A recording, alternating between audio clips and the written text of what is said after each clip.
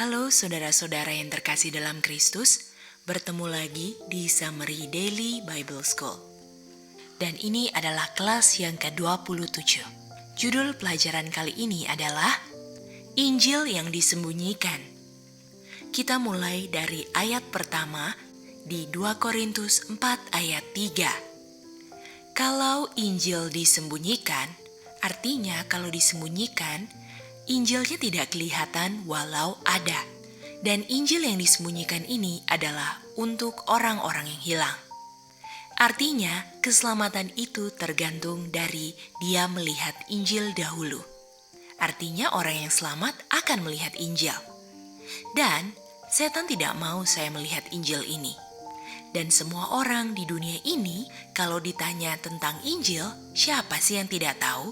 Atau semua orang pasti tahu ayat Yohanes 3 ayat 16. Tetapi dalam konteks ayat ini, Injil ada, tapi tidak bisa dilihat. Tapi kenapa mereka bilang mereka tahu Injil, tapi mereka tidak bisa lihat Injil? Di Galatia 1 ayat 6 dikatakan, Rasul Paulus keheranan kenapa orang-orang di Galatia cepat sekali percaya Injil yang lain. Jadi mereka percaya Injil, tapi ini Injil yang lain. Contohnya, percaya Injil tapi bilang ada 3 God yang co-eternal. Padahal di Alkitab di 1 Korintus 8 ayat 6, God itu cuma satu. Jadi pengertian mereka yang salah, mereka memakai label Injil di situ. Lalu dikatakan di Galatia 1 ayat 7, dibilang sebenarnya ini bukan Injil yang lain, karena pakai Alkitab yang sama. Tetapi kenapa dibilang lain? Karena artinya sudah beda. Dan karena artinya beda, masing-masing menghasilkan denominasi yang berbeda-beda. Artinya, Injil yang disembunyikan artinya yang benar dan salah mereka tidak tahu. Mereka pikir itu benar dan mereka hilang dalam hal ini. Di dalam Exodus 34 ayat 33, Musa menutup wajahnya. Artinya, Injil yang benar di belakang tudung yang benar. Artinya, Injil yang benar ini tertutup bagi pandangan orang Israel di belakang tudungnya Musa. Mereka melihat Musa, mereka tahu itu Musa, tapi mereka punya pengertian tentang Musa berbeda, tentang apa yang di belakang tudungnya. Makanya waktu Musa turun dari bukit, wajahnya bersinar-sinar. Bagi mereka itu salah, sehingga Musa tutup wajahnya, sehingga mereka nyaman dan mereka hanya suka yang dongeng-dongeng saja. Di Exodus 33 ayat 18, adalah ayat sebelum Musa turun dari bukit di Exodus 34 ayat 33. Musa berkata, Tuhan tunjukkanlah kemuliaan-Mu. Dan wajah Musa bersinar-sinar hasil dari melihat kemuliaan Tuhan.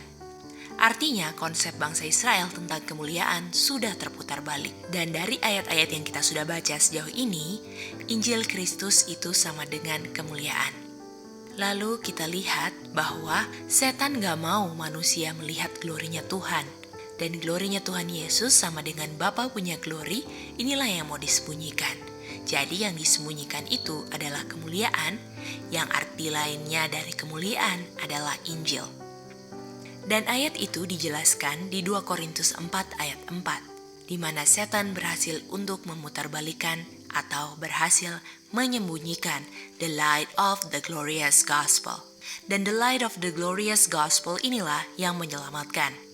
Dan siapa saja yang melihat akan the light of the glorious gospel untuk diselamatkan haruslah percaya.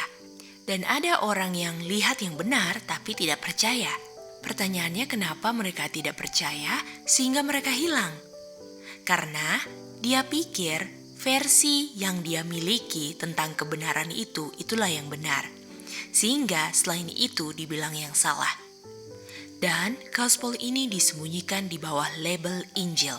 Atau mereka bilang mereka masih percaya pekabaran 3 malaikat. Walaupun tidak ada pekabaran 3 malaikat yang dikabarkannya. Ataupun logo organisasi Advent pun sudah berubah menjadi lidah api. Dan kalau kita lihat, lambang lidah api ini menyerupai angka 666. Dan kita tahu pekabaran malaikat pertama itu dibilang fear God and give glory to Him. Him di sini adalah tunggal. Tetapi kalau organisasi Advent percaya bahwa ada God yang co-eternal. Tetapi di ayat Revelation 14 ayat 6 tidak dibilang fear God the Father, God the Son, and God the Holy Ghost. Dan tidak dibilang give glory to them. Dan ketika pekabaran Trinitas masuk, yaitu dibilang bahwa ada 3 God yang co-eternal. Revelation 14 ayat 6, everlasting gospel yang di-preach di sini diputarbalikan atau disembunyikan di bawah label Injil. Dan kita tahu bahwa di Matius 1 ayat 21, Yesus itu menyelamatkan dari dosa. Artinya, orang yang diselamatkan adalah orang yang tidak berdosa lagi. Dan di Roma 14 ayat 23, apapun yang tidak berasal dari iman adalah dosa. Jadi, orang yang diselamatkan adalah orang yang beriman. Artinya, dia tidak melanggar hukum Tuhan lagi. Karena, kalau kita melanggar hukum Tuhan, artinya saya tidak beriman.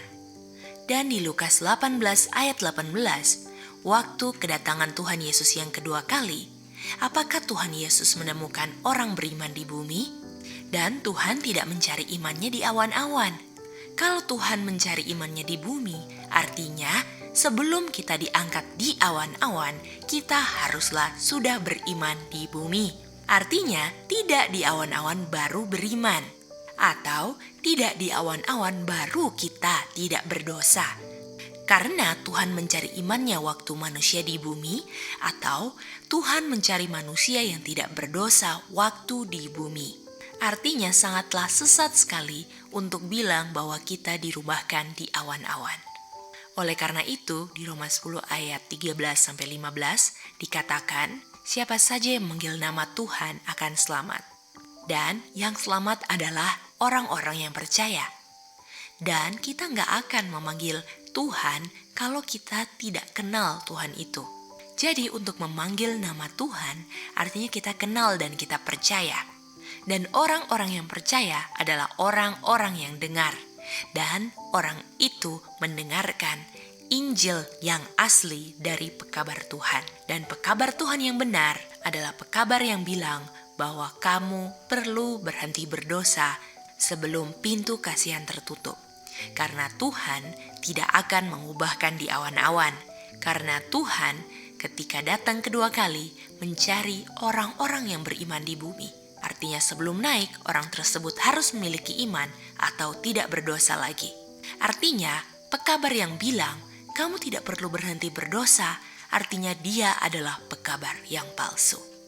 Pertanyaannya, apakah engkau sudah menguji pekabaran yang engkau dengar? Apakah itu Injil yang benar atau Injil yang palsu? Keselamatan saudara tergantung dari penggunaan waktu yang berharga di probation yang Tuhan berikan. Selamat menggali dan mencari kebenaran sampai dapat. Tuhan memberkati sampai bertemu di Summary Daily Bible School berikutnya.